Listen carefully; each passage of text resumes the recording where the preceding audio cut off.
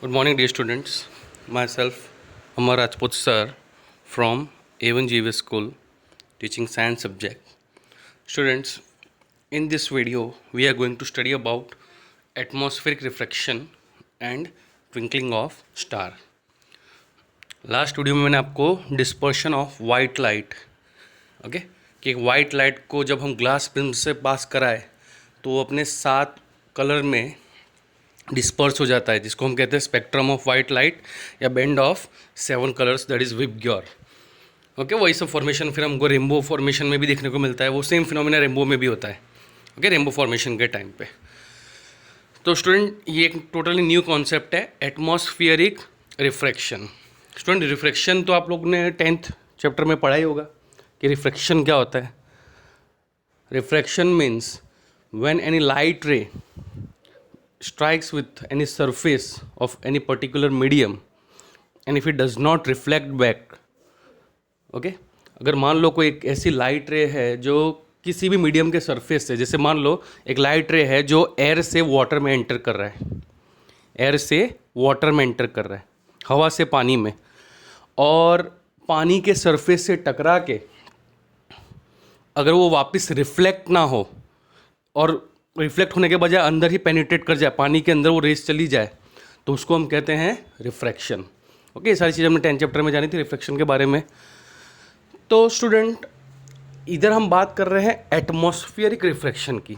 तो atmospheric refraction क्या होता है स्टूडेंट, कि as all of you know के द सन रेज, सन की जो रेज है स्टूडेंट, वो जैसे ही अर्थ की तरफ मूव करती है और अर्थ के अंदर एंटर होने वाली होती है, तो आपको पता है कि अर्थ के बाहर एक ब्लैंकेट ऑफ लेयर है कॉल्ड एटमॉस्फियर.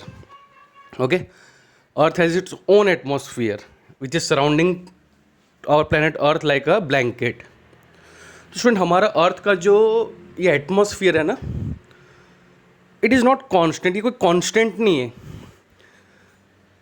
कभी ये एकदम डेंसर हो जाता है, कभी ये किसी भी पॉइंट पे रेयर हो जाता है.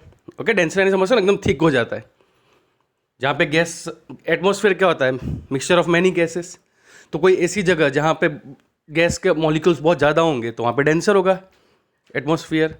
उस जगह जहाँ पे गैस गैस के पार्टिकल्स कम होंगे वहाँ पे रेयर होगा. रेयर मतलब थिनर मीडियम. अब आपको मैंने ये बताया था स्टूडेंट कि रिफ्रैक्शन में क्या होता है, जब भी कोई लाइट रे रेरर से डेंसर में एंटर करता है, रेरर से डेंसर यानी थिनर मीडियम से थिकर मीडियम में, तो वो नॉर्मल की टूवर्ड्स, नॉर्मल की तरफ मूव करता है. उसका जो रिफ्रैक्टेड रे है वो नॉर्मल की तरफ आ जाता है. नॉर्मल क्या होता है वो भी मैंने आपको बताया था. It is an imaginary line which pass from the centre of the surface. तो स्टूडेंट, जो रिफ्रैक्टेड रे होगा वो नॉर्मल की तरफ आ जाएगा. कब? जब लाइट रे रेरर से डेंसर में एंटर करता है. और डेंसर से रेरर में जब एंटर करता है लाइट रे, डेंसर मीडियम से रेरर मीडियम में, मतलब थिकर मीडियम से थिनर मीडियम, तो उस पर्टिकुलर टाइम पे जो लाइट रे है, मतलब जो रिफ्रैक्ट हुआ है यानी रिफ्रैक्टेड रे, वो नॉर्मल से अवे बेंड कर जाता है, नॉर्मल से दूर चला जाता है. तो स्टूडेंट, ऐसा जब भी सन की जो लाइट रेज है अर्थ के एटमॉस्फेयर में जैसे ही एंटर होती है, तो एज यू नो, अभी मैंने कहा कि अर्थ का जो एटमॉस्फेयर है स्टूडेंट, वो कांस्टेंट नहीं है. कभी किसी पॉइंट पे डेंसर है तो किसी पॉइंट पे रेरर है. तो यानी वो एटमॉस्फेयर के अंदर एंटर होते ही जो सन की लाइट रेज है स्टूडेंट, वो रिफ्रैक्ट तो हो रही है, बट फ्लक्चुएशन की तरह. फ्लक्चुएशन है, नहीं समझते हो ना, कभी नॉर्मल से एकदम अवे चली जा रही है, कभी नॉर्मल के टूवर्ड्स आ जा रही है. अब ऐसा क्यों हो रहा है? क्योंकि वो जब सीधी सीधी अर्थ के एटमॉस्फेयर के पाथ में आ रही है. मान लो कि जैसे लाइट रे सन अर्थ के एटमॉस्फेयर में एंटर हुई. अब अर्थ के एटमॉस्फेयर में एंटर होते ही उसका रिफ्रैक्शन स्टार्ट हो जाएगा, और गैसेस पार्टिकल्स के कारण, जो एटमॉस्फेयर के गैसेस पार्टिकल है उसके कारण उसका रिफ्रैक्शन स्टार्ट हो जाएगा. तो कभी डेंसर से रेरर, तो कभी रेरर से डेंसर. और अभी मैंने आपको बताया रेरर से डेंसर, डेंसर से रेरर में जाते टाइम रिफ्लेक्टेड रेस का पाथ क्या होता है.